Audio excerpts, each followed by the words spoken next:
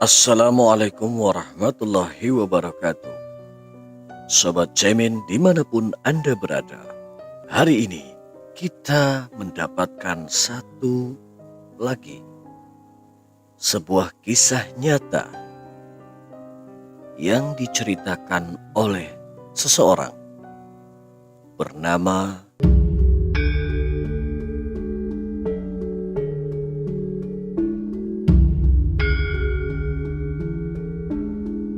Bismillahirrahmanirrahim. Kalian pernah jatuh cinta? Tentu pernah kan? Dalam hidup ini, kita pasti pernah merasakan jatuh cinta yang begitu dahsyat. Kadang cinta itu berakhir bahagia, tapi nggak sedikit juga yang berakhir dengan tragis. Banyak sekali kisah cinta di dunia ini yang berakhir tragis.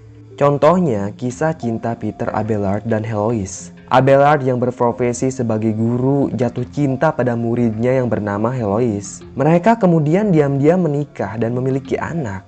Namun saat paman Heloise tahu, ia meminta Abelard dikebiri dan diasingkan.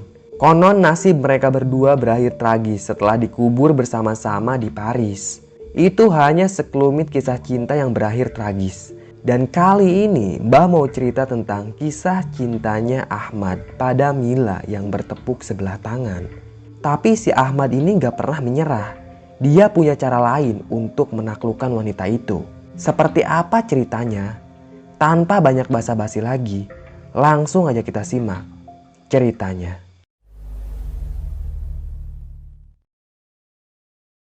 Malam ini adalah malam yang sangat istimewa bagi Ahmad.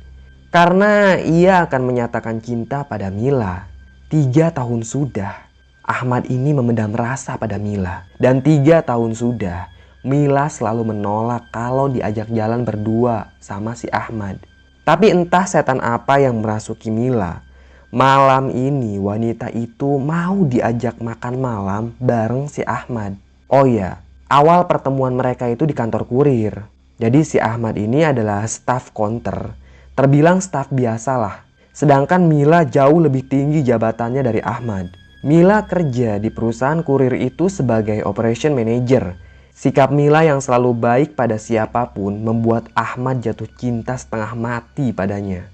Awal pertama Ahmad berhasil mendekati si Mila itu sangat konyol. Dia pernah sengaja ngempesin ban mobilnya si Mila agar Ahmad ini bisa memberikan tumpangan padanya. Padahal ya si Ahmad ini sebagai staf biasa, dia ke kantor cuma bawa motor bebek yang ya terbilang udah tua lah. Tapi dia tetap pede aja buat deketin si Mila. Tapi caranya si Ahmad ini gak berhasil gitu aja. Saat pertama ban mobil Mila dikempesin, Mila menolak tumpangan dari Ahmad.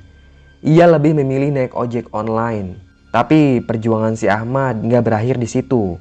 Si Ahmad tetap nyari cara biar si Mila ini mau diajak pulang bareng. Akhirnya si Ahmad lagi-lagi ngempesin ban mobilnya si Mila. Dan perjuangannya itu berhasil. Mila akhirnya mau diajak pulang bareng sama si Ahmad.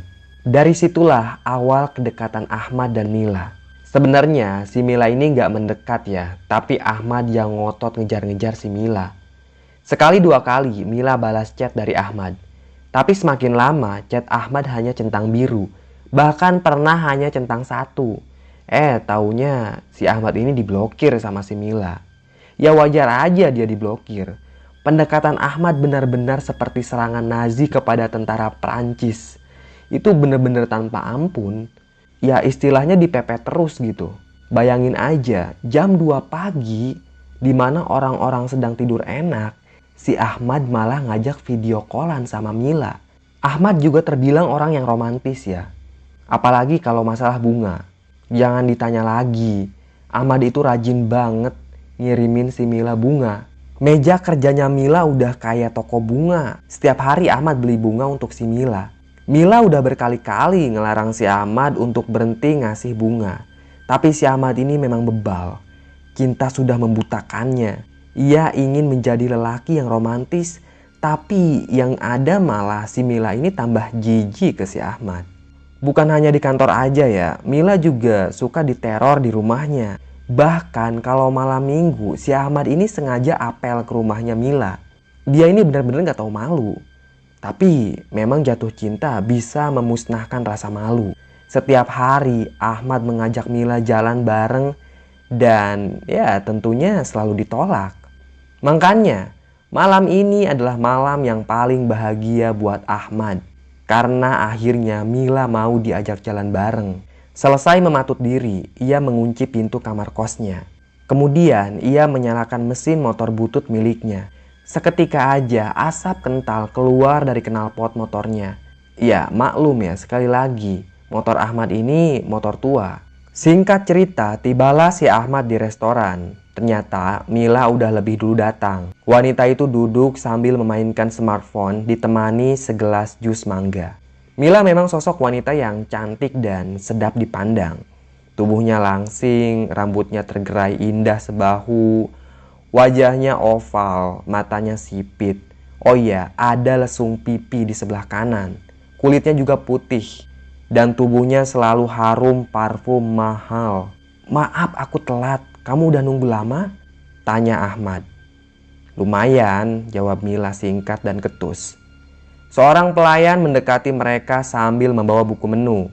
Ahmad meraih buku menu itu dan langsung memesan sebuah steak dan jus lemon. Dia sebenarnya maksain diri ya, walaupun uangnya pas-pasan. Tapi di depan Mila dia nggak mau kelihatan miskin.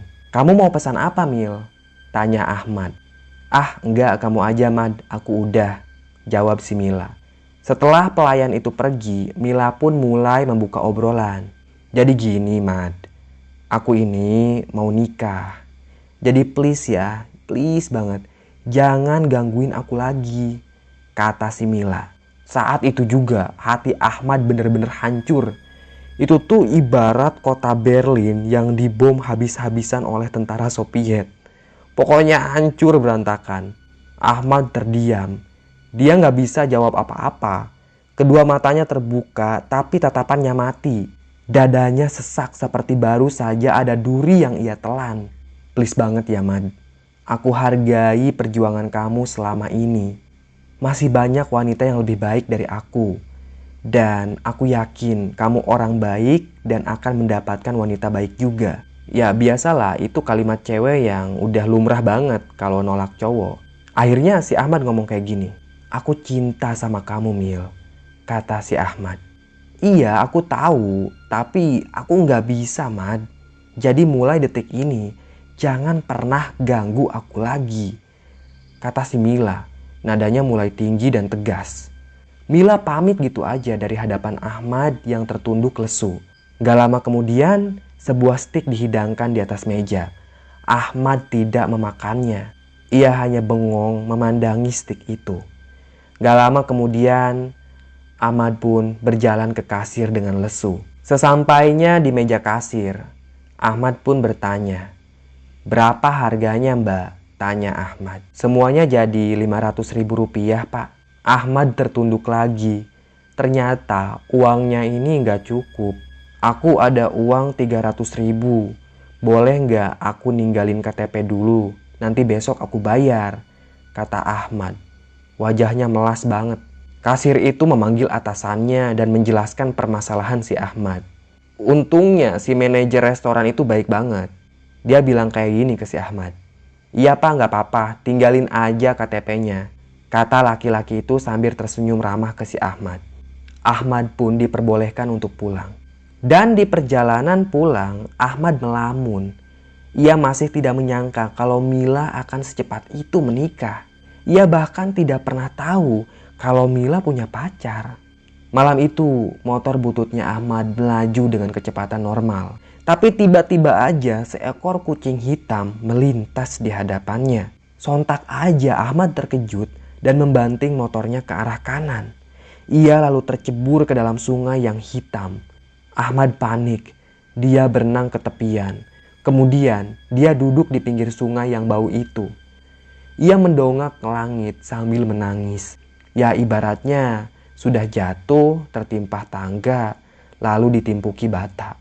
Beberapa hari kemudian, Ahmad kehilangan pekerjaannya. Ia dipecat lantaran tidak masuk kerja selama seminggu berturut-turut tanpa kabar. Ia mengurung diri di dalam kamar kosnya. Setiap malam, Ia begadang dan menangis sendiri di kamar mandi.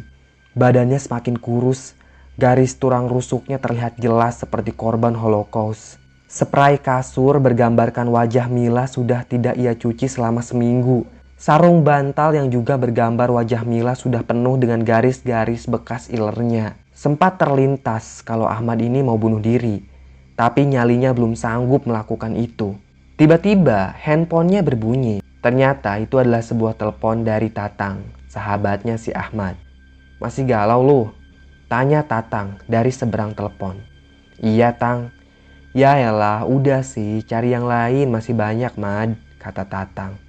"Lu mendingan pulang kampung dulu deh sana. Biar pikiran sama hati lu tenang," saran si Tatang. "Iya deh, besok gua balik. Lagian gua udah gak punya kerjaan lagi di Jakarta." "Lu resign?" tanya Tatang. "Dipecat Tang," jawab si Ahmad. "Kenapa?" Si Tatang makin penasaran. "Gua bolos seminggu," jawab Ahmad. "Ya elah, bego banget sih lu.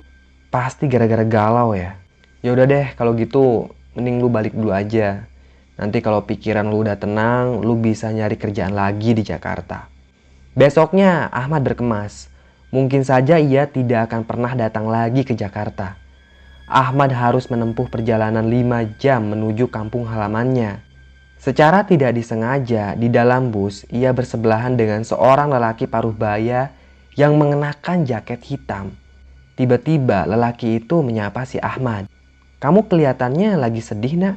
Ahmad menoleh sesaat. Ia tidak menjawab dan hanya tersenyum tipis. "Biasanya nih, kalau anak muda sepertimu sedih kayak gini, ya pasti urusan cinta," kata si lelaki itu. Ahmad tetap terdiam. "Memang Mila itu wanita yang cantik ya," kata si lelaki paruh baya di sampingnya si Ahmad. Saat itu juga Ahmad terkejut. Aneh banget. Dari mana lelaki itu tahu tentang Mila? "Bapak tahu Mila dari mana?" tanya Ahmad. "Begini, Abah punya pelet gitu. Dan kalau kamu mau, silakan datang aja ke kampung Cilutung. Abah tinggal di sana," kata si lelaki paruh baya itu. "Nama Abah siapa?" tanya Ahmad. "Panggil aja aku Abah Kuir," jawab si lelaki paruh baya. "Aku mau turun di sini," kata Abah Kuir. "Tunggu Bah, Abah belum jawab. Dari mana Abah tahu tentang Mila?" Abah Kuir malah tersenyum dan dia bilang kayak gini, "Bukan hanya sekedar tahu, tapi aku bisa membuatnya jatuh cinta padamu, Ahmad." Wah, saat itu Ahmad makin bingung aja. Belum terjawab satu pertanyaan, kini muncul pertanyaan lain. Dari mana Abah Kuir tahu kalau namanya adalah Ahmad? Ahmad masih ingat betul kampung Abah Kuir. Setiap hari ia selalu terpikir, apakah omongan lelaki tua itu benar? Kalau dia bisa membuat Mila jatuh cinta pada si Ahmad. Hingga pada suatu hari terlintaslah di benak Ahmad kalau dia ingin mengunjungi kampungnya Abah Kuir. Siapa tahu lelaki itu memang sakti dan bisa membuat Mila jatuh cinta pada si Ahmad. Ternyata kampungnya Abah Kuir enggak terlalu sulit untuk ditemukan. Ahmad tiba di kampung itu dan dia bertanya pada warga. Warga pun menunjukkan rumah Abah Kuir. Rumah itu adalah sebuah rumah panggung. Saat Ahmad tiba di rumah Abah Kuir, hari udah mulai sore. Ahmad melihat ada seekor anjing yang sedang tidur di kolong rumah Abah Kuir. Anjing itu segera pergi saat Ahmad mendekat ke rumahnya Abah Kuir. Terdengarlah langkah seseorang mendekat. Dari mulut pintu itu tampaklah sosok Abah Kuir yang mengenakan pakaian partai dan sarung yang lusuh. Lelaki itu tersenyum pada si Ahmad. "Abah tahu kamu pasti datang," kata Abah Kuir. Dia celingukan melihat-lihat sekeliling ruang tamu itu. Ruang tamu itu bisa dibilang kosong melompong. Gak ada perabotan sama sekali.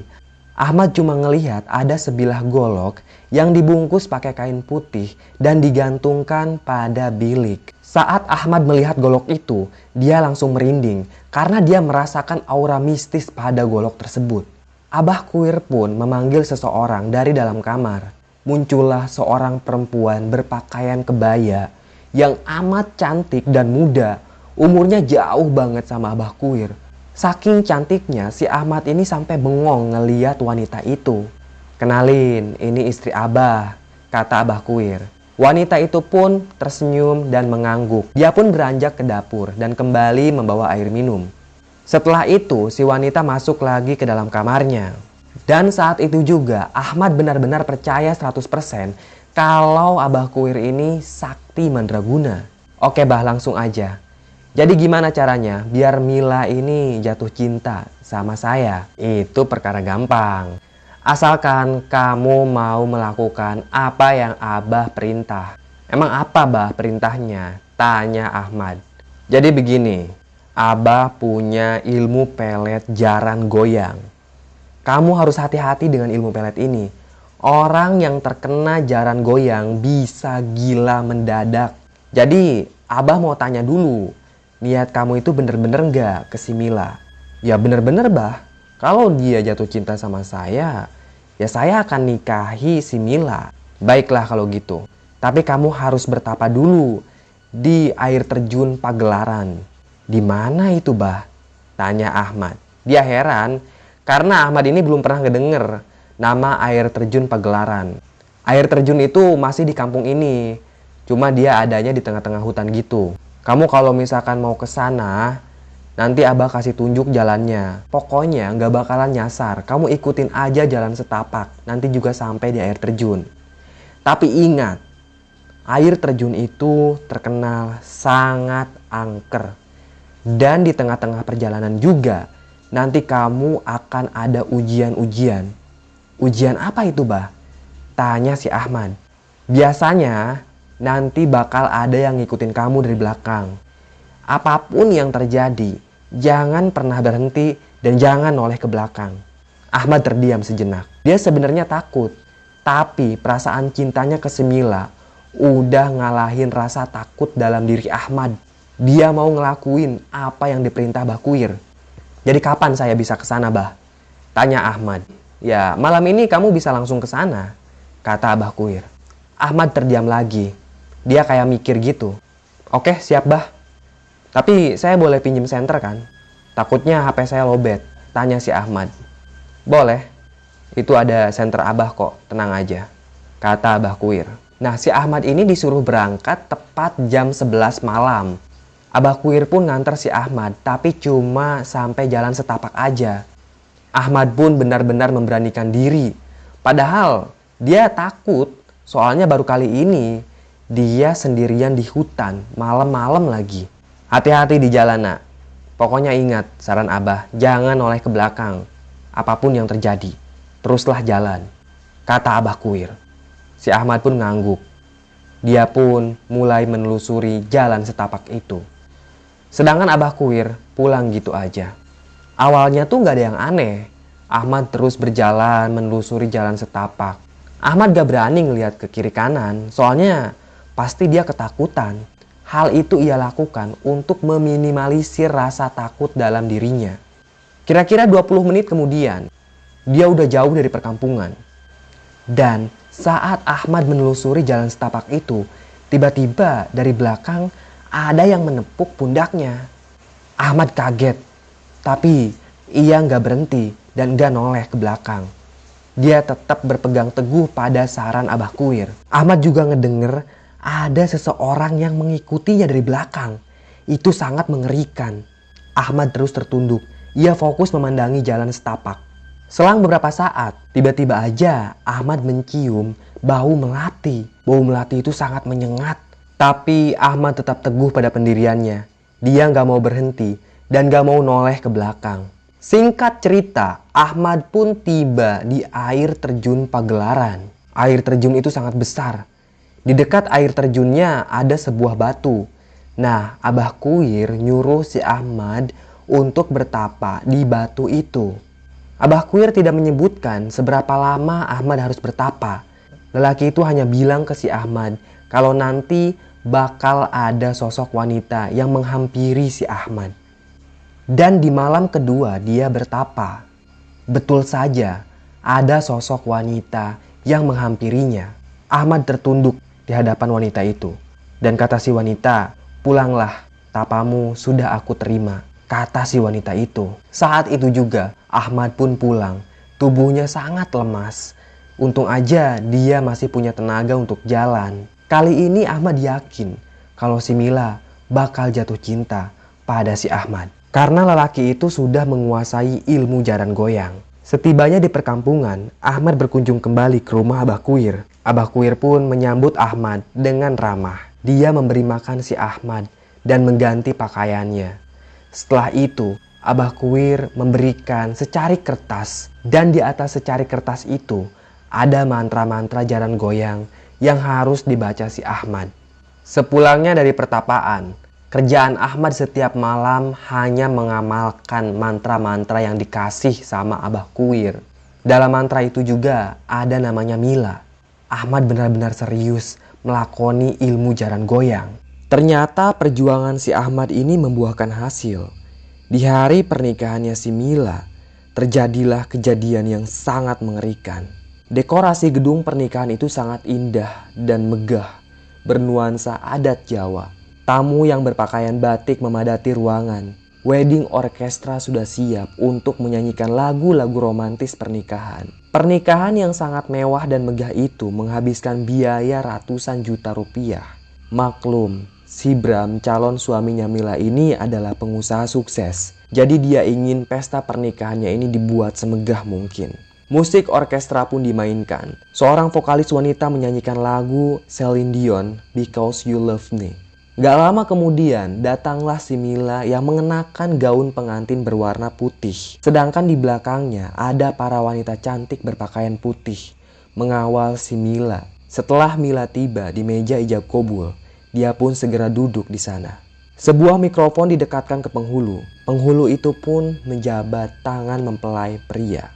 Aku nikahkan dan kawinkan engkau kepada Mila binti Parman dengan mas kawin 30 gram emas dan seperangkat alat sholat dibayar tunai. Saya terima nikah dan kawinnya Mila binti Parman dengan mas kawin. Belum sempat mempelai pria ini menyelesaikan ijab kabulnya, tiba-tiba aja si Mila berteriak. Suasana pun berubah menjadi mencekam. Kedua tangan Mila memegangi kepala. Bola mata Mila putih semua.